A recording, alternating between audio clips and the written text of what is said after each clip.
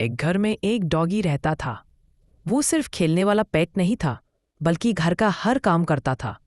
सुबह अलार्म बजते ही कुत्ता उठता है, ब्रश उठाता है, अपने मुंह को साफ करता है, फिर किचन में जाके रोटी सेकता है, कैमरा पे एक्टिंग या प्रॉप यूज करके।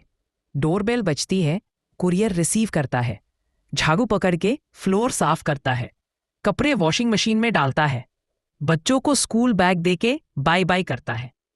शाम को जब ओनर आता है तो सब देखकर हैरान रह जाता है। अरे तू तो इंसान से भी ज्यादा काम कर लेता है। डॉगी बस टेल हिलाता है और स्माइल करता है।